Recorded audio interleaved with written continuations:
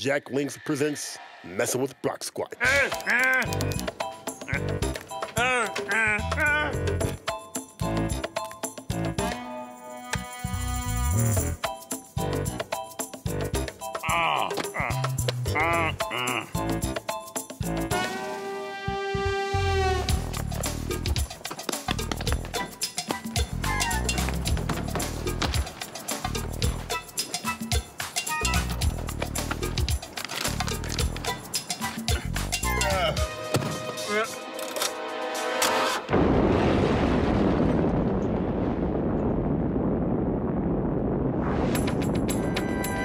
What did we do? Squatchy.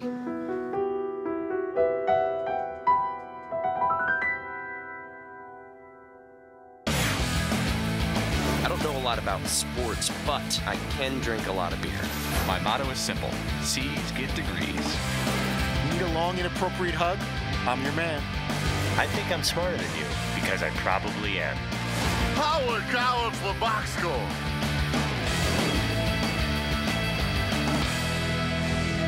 Hello and welcome to the Box Score. I'm Brock in Los Angeles, joined by the Danettes at 3/4 power in New York City. No Paulie today. I think he's out buying a chest protector for Maurice Jones-Drew when he comes in and destroys you guys. Fritzy, has a date been set for Mojo to come in and co-host? Not just yet. Mojo's looking at his schedule as we speak, but as soon as possible. We love Mojo, and we were concerned that there was a falling out of some sorts. He's always been a great guest. Yeah. It's been a long time since we had him on the show, and he was honest with us, explaining that I guess he didn't feel like his playing was up to par, and he wasn't blowing us off. It was just he didn't feel like maybe he was worthy of being the Dan Patrick Show guest, so he kind of fell out of pocket for a while. But as soon as he can get to either here in the New York City Man Cave or in Milford, or maybe when we go out to L.A. in May, there'll be opportunities where Maurice Jones-Drew can co-host with Dan, and it'll be a very, very fun time. Well, Maurice Jones-Drew said he also wants to get into acting, and you guys looked up the true meaning of thespian today. You've been, of course, on TV and also in a couple of Adam Sandler flicks. McLovin, would you consider you guys true thespians? I would say I am the worst actor on the planet. You guys are all bad, but I cannot act. You've acted fine in a lot of But I gotta tell you, I I don't want to give away anything from Pixels. Yeah. But I would say that Patrick Seaton O'Connor was a scene stealer. Ooh, in the White Pixels. House press conference. You can't say anything. Would you? I mean, you won't say about yourself, but you were a scene stealer. So far of our film, our filmography here, this is probably the one that most naturally fit my skill set, I could say.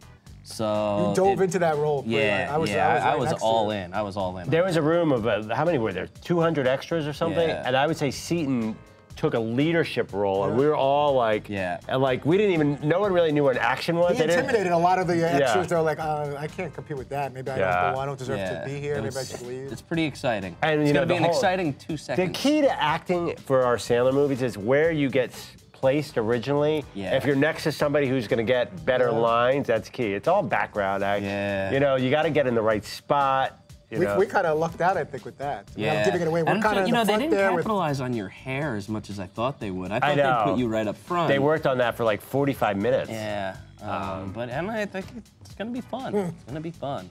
Well, Fritzy, who's going to get the first speaking role on an Adam Sandler flick? I'm going to say Paulie, if for no other reason, but the way he finagles things, and he does a lot of little secret deals and stuff, gets all kinds of, sports like shirts and school jerseys and stuff. So based on what we know about Paulie, if there's ever going to be a movie that we're in and there's a speaking engagement, I feel very confident that he'll make sure it'll be uttered by him. But it also could be, Paulie could get the first speaking line that hits the cutting room floor, but they might just give Paulie a speaking line so he stops asking, just to satisfy him. He's not here, he can't defend himself. But I'm sure he's like slipping 20s to the producers. No question. Be assured, if any one of us ever gets a speaking part and only one of us is allowed to have one, I can't see it being anyone other than Paulie with some kind of behind-the-scenes dealing. Although we will not be in the next one. Boo. Oh, come on now. All right, well, one man who is a true thespian is Adam Carolla, and he stopped by and talked about how absolutely dark it is in Jimmy Kimmel's Shadow. Thespian. I mean, the thing that happened to me in real life and happens to the character is there's a sort of Jimmy Kimmel character, which is when your career is falling apart, that's bad. But when your ex-partner from the Man Show is the new king of late night, and everyone comes up to you and goes, "Wow, man, Jimmy's really tearing it up," and you go, "Yeah, man," and they go, "That's got to be rough, right?" And you go, "No, but it's good." "Yeah, sure it is. Boy, that's rough." Well, you're kind of Dunkelman, right? Yeah, I think of myself with American Dunkelman. Idol. Yeah, I think of myself as the unfunny Dunkelman. This is going to be a lot of fun to watch play out among the Danettes when the Dan Patrick show is over, because we'll probably all go our separate ways, I would imagine, and somebody is probably going to have a better, like the best career after this, and somebody's probably going to have the worst career after this. And I'm dying to know how it all plays out. I'm going to take a wild guess and say none of us is going to reach an apex of success in the Jimmy Kimmel stratosphere. But that doesn't mean that one of us won't go on to do bigger things than the other three. What about a spin? You don't see a spin-off? Yeah, but I think think all the Danettes will all just equally doing stuff together. No, that'll never no happen. Danette spin-off. The incredible. In fact, I'm going to lose your guys' numbers. We all are. But I think I don't want to go on to the Joni Loves Chachi era. But I think like Corolla points out though. Oh, like the facts. Was it Different Strokes when they brought in that little country boy? Yeah. I was like, oh, jumping the shark. One too many episodes. Full House did that. All of a sudden, there's twin boys involved with John Stamos. Brady Bunch brought in Oliver. It happens. Once you bring in that little kid, that little spin-offs can be a little tough. Spin-offs can be a little tough. Hi, Mr. Lee. That was the end of Different Strokes. Once that kid in there, hi, Mr. Lee. Like, see you. Kid with glasses, sure. Hey, McLovin, would you try to sabotage Seaton's career if it blew up after the DP show? No, you kidding me? I'd try and ride his coattails. One thing about a Danette is you become somewhat of an expert at riding coattails. It's kind of like our thing. Yeah, let's say Seaton got his own show. I'd be like, can I be a regular guest? Yeah. And then I would totally, there isn't a person here who I would not try to profit off their success. I will gladly, like... Yeah, I would definitely, if I got a show after this, I would definitely have Andrew on. How could you not? Sort of do like what Dan does now, where he has somebody on, and they're like, remember when we were doing that thing back then, and whatever, and he just does a little walk down memory lane. I'll be jealous as all get out, don't get me wrong, but I can easily put my jealousy aside if there's any publicity or even better money involved. Just for a segment. Yeah, I can, you know. Just a Fritzy, what if Fritzy contributor? By the way, let's not rule out Fritzy becoming the breakout superstar. Oh, definitely. I don't know if it would be in sports though. It'd probably be in some weird, strange genre. I always kid around with Seaton. He's been in the car with me, and we've driven around. I start doing my little stand-up routine. When you get me in the right mood, I have a lot of wacky, weird things to say, and they very often have nothing to do with anything that we talk about on a daily basis with this show. You have more of a breakout in a rash career. That would be a lot more accurate. Well, maybe you could do comedy, Fritzy. Desiccant ointment. Well, Adam Carolla was talking about doing stand-up in someone's living room for about $15,000. Money aside, Seaton, who would you want to have do a one-man show for you in your living room? Holy smokerinis. That's easy. Bill Burr. He's pretty much the man. Over CK? Louis CK in your living room? Yeah, I definitely would take Bill Burr. I wish George Carlin was still alive. That or Aziz Ansari. I'm a huge fan of Aziz, so one of those two guys for sure. Fritzy, who do you got? I'm going Cedric the Entertainer. Yeah, I got to go Chris Rock. My all-time favorite ever, which unfortunately is no longer with us. I just found George Carlin and his observations on life. I don't think there's anything that's ever matched that. But going with those that are still with us, Chris Rock, hands down, would be my number one choice. I'd probably go with Me and Cedric the Entertainer all the way. Oh, Cedric the Entertainer, that's a solid choice. All solid choices. Can you imagine how great he'd be in your living room? Yeah. Oh, great with Magic Mike, Magic Mike, Magic Mike. If your girl wanna get laid. All right. Back to you in the studio. All right, let's take a break here. Coming up, Boss got to talk to one half of the Mike and Mike show and found out his true motivation for doing that long-time running show. Hey, this is the Box Score, and it is powered by the Ram 1500 Eco Diesel. Every truck can climb a hill, every truck can tow a boat, every truck can haul a trailer. But not everybody has the most fuel-efficient half-ton truck on the road. That's right. Get more facts at ramtrucks.com. Guts, glory, Ram. If your girl wanna get laid, she gonna wanna see Magic Mike, Magic Mike, Magic Mike.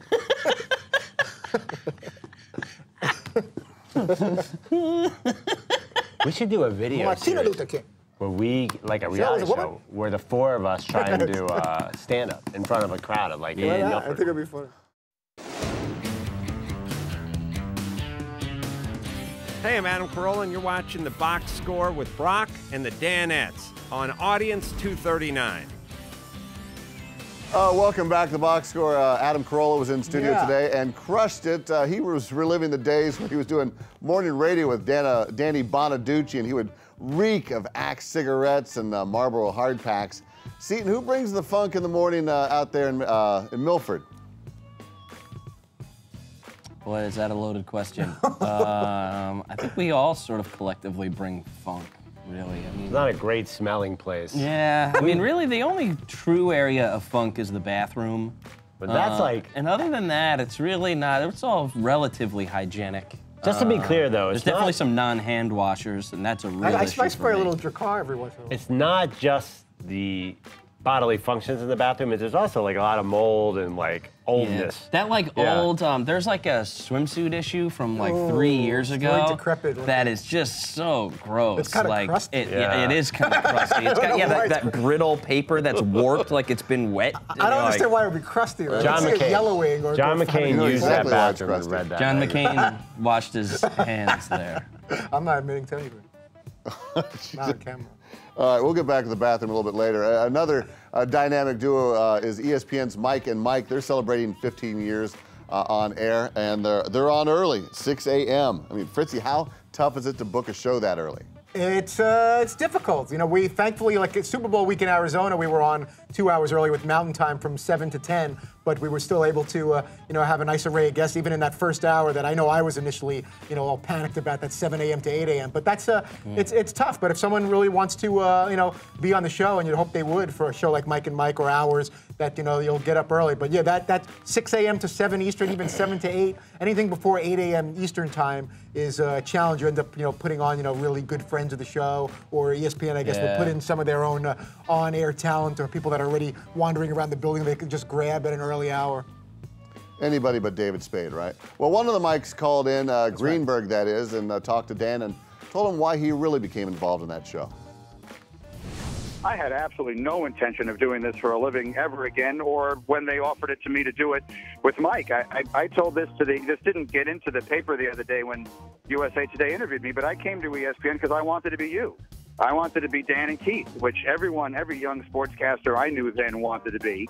And I was trying to work my way onto SportsCenter from ESPN News. And I took the job doing Mike and Mike because I thought that the executives might hear me and might like my work, and it would give me a better chance of doing that. Because in those days, the kinds of things that we're doing now, shows like ours and yours and PTI and all the other shows of that kind of really didn't exist. Yeah. SportsCenter was the highest thing you could aspire to, and that was what I aspired to. Wow, interesting. Couple things. I bet you Mike has said that to everybody's interview. Yeah, I wanted to be exactly like you, Tim Brando or whatever. But the other thing is, I did notice, like, Dan liked Mike. He's like, oh, yeah, well, I'll have Mike Greenberg on, like, good guy. Afterwards, like, isn't Mike Greenberg a great guy? Yeah. Mike knew how to push a couple buttons there. Yeah. I wanted to be like you, Dan. Dan's like, oh, no, stop. Yeah, buttering him up that was called a little bit of... That's called a little bit of high-level radio talent kissing each other's butt right there is what that is. You know what I think is interesting, though? There's so much insecurity with people, like talent, you know what I mean? Like, it's all insecurity. So if you listen to Dan talk and you listen to Mike Greenberg, and you can listen to almost everybody else, they're all afraid of getting fired, right? And they all are just like, oh, well, I have to go above and beyond and make sure that I say yes to everything because somebody might hear me, or what if they, I have to make sure people always know how valuable I am. And a lot of times, like guest hosts or fill-in hosts or even the actual guests, a lot of times they'll come right to us. I'm sure you guys have experienced that with like, how was it? Was that good? Was that okay? They need that stroking or that positive feedback that they did okay. There's sort of a reality on it, the supply and demand. There are a lot of people in sports think, wow, there's 500 million people who want to do what I do. Right. There probably are people who can do what I do. For example, in sports writing, you know that the AP is now using a computer to write their game stories. Yeah, I saw that, like robotic coverage. Basically, I think there's an underlying fear that what we do can be done by other people. Like there's no specialty. So I think that's why people are so insecure. And I think that a radio show run by computers would be cool. Like, And then what do we do for a living? Like, good morning, Fritzy. Well, how about that game last night? Kind of So we just kind of change the batteries in the robot. So do not go away. More important stuff like a possible Steve Sharts attack in the man cave today. This is the box score.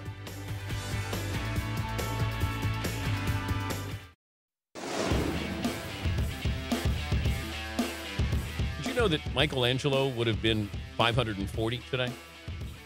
Fritzy sent me this note, so are you... I thought you'd find that amusing. No. I just came across it, and then I thought that maybe we could have like a little fun with who are the artists of in each sport, past and present. That maybe that's a reach, but Yeah, it is. I'm trying to contribute a little something Like, content-wise. Am I sensing like Art Monk coming down? Like it's going to be don't. art names. Can we do that? No, don't do that. Matt Painter, the Purdue sharpshooter. Oh, here we go. We are back here on the box score. Fritzy, how in the world did you find out that it was Michelangelo's birthday today? Partly because I was feeling guilty that we didn't have a second-hour guest, and I was just looking. There was no real juicy. So you're looking for Michelangelo? No, so I went to like this date in history and different things like that. I found it was Shaq's birthday today, so I gave that another shot. He's 43 today to see if that might be a good hook, but he was leaving for vacation, so it didn't work out with him. And then I'm looking at famous birthdays or anything related to March 6th, and I came across that on the list of birthdays there was Michelangelo's birthday. I did the math, and it's like, wow, not that 540 means anything, but I'm like, could we have some fun with that, or that would be too much of a stretch, probably, like the artists of each sport. That was probably a really bad idea. I'm not very good at giving out. That's where Paulie comes in. I'm like, I'm going to go call for the beat writer of the New Orleans Picayune, and you tell us what's important to cover in the sports world. But yeah, 540 years old today. I don't know how great he would have looked at that point, but I still couldn't believe he made it to 88 back then when they had no medicine of any kind. Well, I'm sure the remnants and the dust of Michelangelo thanks you for bringing that up. Let's keep it to art. McLovin, what's the most artistic thing you've ever done? Most artistic thing I've ever done? Well, I was a bit of a painter in high school. I was actually voted most likely to become a famous artist. Really? No, I wasn't voted. I was nominated by the art teacher. Still good. I am one of the most excellent Dora drawers in my household. Me and my little girls draw Dora a lot. Nice. I'm actually an underrated visual artist. You probably didn't know that about me. Say McLovin. Say it. Say it. What's wrong with you? Say it. That's a little Dora. That's humor. my Dora. That's very good. Not as good as Chris Rock, but maybe we can do a Blues Clues or something like that. Point to the hat. Point to the hat. I think there may be a new artist taking New York by storm because there was a fresh piece, and it was by the artist Steve Sharts. We have a situation. The bathroom is closed.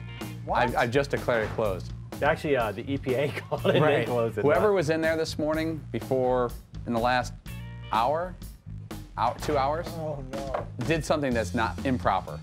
Improper. They left it in an improper state. This is a serious situation. What happened? The bathroom is in an improper state. I haven't been there in 3 hours, so it can't be me. The toilet looks like, oh God, like kind of a Jackson Pollock. Oh no. Does it look like a game of paintball broke out in the toilet?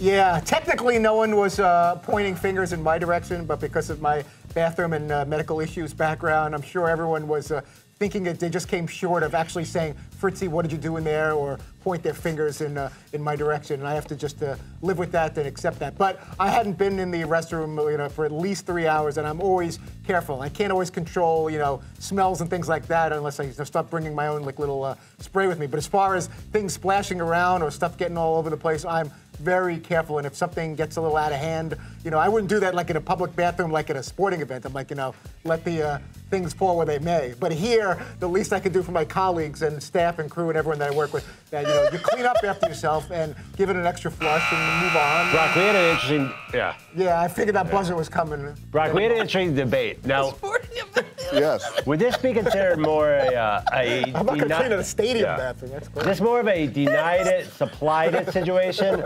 Or is it possible to point the finger at Paulie Paps a smelted, dealt it situation? I feel like it's more of a denied it, supplied it situation more than a smelted, Well, Todd's dealt it. denying it. Paulie smelt it. So I'm not going to deny that I make a mess on occasion. Oh, interesting. But it'll be cleaned up at least to the point where no one would know what a horrific thing may have happened moments ago. So I'm not saying that I'm perfectly clean in there. But if things get a little awry, I will make sure it's wipe down and the train gets to the off best track. of my ability. And I know you guys get impatient. I spend a lot of time in the restroom. You're knocking on the door. We're all sharing one bathroom.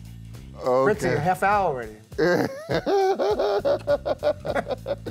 Oh, by the way, when you come out here to LABC, there's like quintuple the amount of people and less restrooms for you. So prepare for that, young man. All right, stick around. We will preview Seaton's tattoo and take a look at one that really turned some heads. This is the box score. And we're going to take a break to remind you that the Ram Heavy Duty, with its best-in-class towing, torque, and horsepower, doesn't need one. Guts, glory, Ram.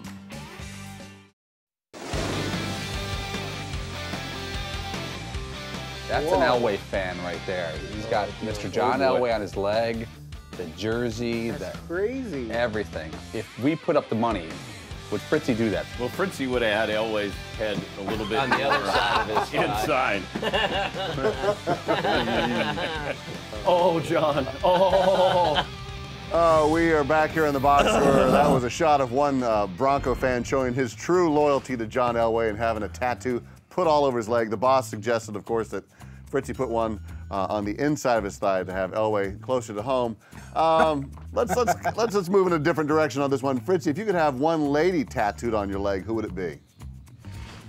Ooh, there's so many to choose from. Dude, there's one to choose from. I love the Deckers and the Tegans and everything like that. One person. Is there an obvious one? I love Erin Jennifer Love Heatherton. Hewitt. I had your wife. I love, yeah, I should say that. But I loved, I used to love Jennifer Love Hewitt. Then I got this crush on this Camille Luddington from Grey's Anatomy, one of the doctors. Then there's Carla Zusa from... So wait, what about your wife? But I'm gonna She's not even in the conversation? Yeah, but I see her every day. She doesn't need to be tattooed on my thigh or anything. This is like an extra bonus where I could pretend we're having a threesome with the tattoo. That's a whole other story. Adriana Lima, I guess. There's something about her that just gets me going. Dude, you mentioned Camille Luddington at least 9 times a week. I'm telling you, she's this adorable doctor. I know who she is, but you talk about her more than you talk about anybody in the world of sports. I know, I'm a little obsessed. There's something, I got a problem about it. All right, well, let's bring it back to sports. If there was one athlete you were to have tattooed on you, who would it be, and where would you have it? Seton? How about that? I'm a big Steve Balboni fan, so I might have some type of back Steve Balboni piece, Yankees era, obviously. No offense to Kansas City there, Brock. No. But I'd probably go bye-bye Balboni. I didn't know there were that many Balboni eras. Fritzy, how about you? Is it Elway? I would probably put John Elway on my lower stomach for 2 reasons. One, to block the fact that I don't have any abs, so maybe that would cover up the fact that there's no real six-pack. And because of the drive, maybe you know what I'm saying, when you get into your lowest stomach, is he looking down? No, but I'm saying, but because of the drive, and hopefully, if I get lucky on the weekend, and I'm driving something, I would put John Elway on my lower stomach. I'm just being honest. You ask me a question, you're going to get an honest answer. Yeah, no, all of a sudden the thoughts of Adam's apple came into that. McLovin, how about you? I'm going to take a specific Sports Illustrated cover from 1989, and it's going to be Randall Cunningham, and he's going back like this, and the headline says "The Ultimate Weapon." I'm going to put that in my private part, so it's going to be like the ultimate weapon. The ultimate weapon. See, that's ingenuity. That's the next level right there. Yeah, if anyone's ever asked about it, I'm like, that's just the ultimate weapon. That's creativity. I think I would go with Randall Tex Cobb, and have a maybe a mustache properly placed or something like that. I don't know. Randall Tex Cobb. How about this, Seton? You're getting some fresh ink this weekend. What's it going to be? I'm actually filling in the, I have a lion right here on my forearm that's just black and white right now, or gray, whatever, and I'm going to have that colored in. Okay, very nice. Well, hey, Mr. Gray, who's on Monday? Monday, Jay Billis from the Mothership. We'll talk some college hoops. We will be less than a week away from Selection Sunday at that point on Monday. Who can stop Kentucky from the run to cut down the Nets in April? And we'll work on some other surprises. And as Dan likes to say, we'll probably talk a little pop culture as well. And some other surprises. That's my favorite guest, the other surprises. Yeah, very nice. Thank you, gentlemen. Have a great weekend. We are back here on Monday on Audience Channel 239 right here on DirecTV. The podcast is also available on iTunes or at podcast1.com. Zach Christmas. All right. Have a great weekend. I don't know a lot about sports, but I can drink a lot of beer. My motto is simple: C's get degrees. Need a long, inappropriate hug? I'm your man. I think I'm smarter than you because I probably am. Hey, thanks for watching the box score. Holy cow!